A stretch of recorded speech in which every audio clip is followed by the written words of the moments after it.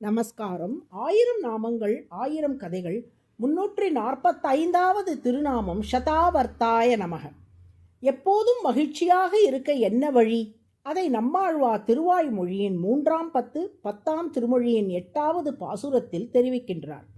அல்லலில் இன்பம் அளவிறந்து எங்கும் அழகு அமர் சூழ் ஒளியன் அல்லி மலர்மகள் போக மயக்குகள் ஆகியும் நிற்கும் அம்மான் எல்லையில் ஞானத்தன் ஞானம் அக்தே கொண்டு எல்லா கருமங்களும் செய் எல்லையில் மாயனை கண்ணனை தாழ்பற்றி யானோர் துக்கம் இவனே. திருமாலின் திருவடிகளை பிடித்து கொண்டால் துக்கமே இல்லாத ஆனந்தம் உண்டாகும் என்பதே இப்பாடலின் சாரமாகும்.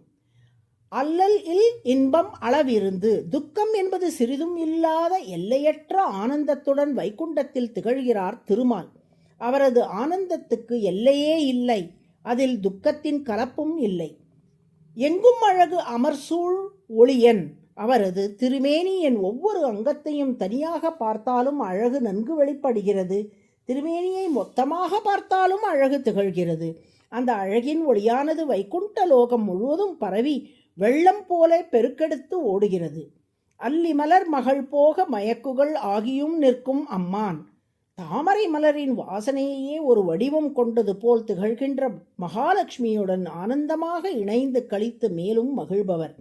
அதாவது தனக்கே உரித்தான இயற்கையான பரமானந்தம் அளவிறந்து இருக்க அதற்கும் மேலான பரமானந்தமாக மகாலட்சுமியுடன் ஸ்ருங்கார கேளிக்கைகளில் ஈடுபட்டு மகிழ்கிறார் திருமால். எல்லையில் ஞானத்தன், மகாலட்சுமியோடு இப்படி உறவாடுவதற்கு தேவையான பேரறிவை கொண்டவர் திருமால். அவரது ஞானத்துக்கு எல்லையே இல்லை. ஞானம் அதே கொண்டு எல்லா கருமங்களும் செய், அந்த ஞானத்தை கொண்டே அனைத்து செயல்களையும் செய்ய வல்லவர் திருமால். அதாவது மனிதர்களான நாம் ஒரு செயலை செய்ய வேண்டும் என்றால் நம் உடல் உறுப்புகளை பயன்படுத்தியே செய்ய முடியும். ஆனால் இந்த உலகை இயக்குதல் உட்பட்ட அனைத்தையும் திருமால் தனது எண்ணத்தாலேயே செய்து முடித்து விடுகிறார். எல்லையில் மாயனை, எல்லையில்லாத வியக்கத்தக்க செயல்களை கொண்டவர் திருமால்.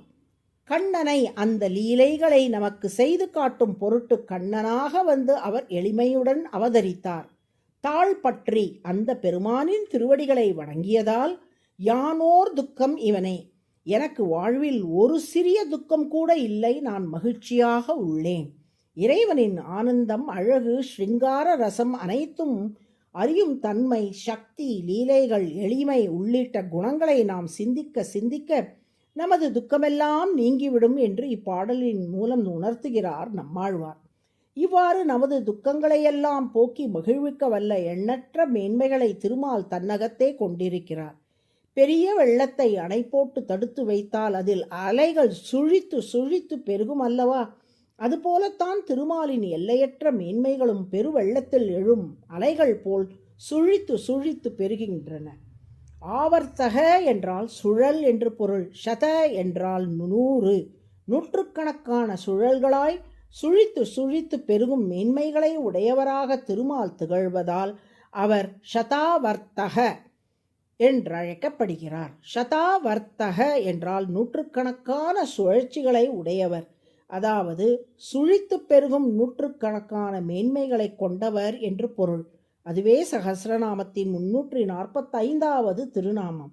சதாவர்த்தாய நமக என தினமும் சொல்லி வரும் அன்பர்களின் வாழ்வில் இன்ப சுழல்கள் பெரும்படி திருமால் அருள் புரிவார். நாராயண நாராயண.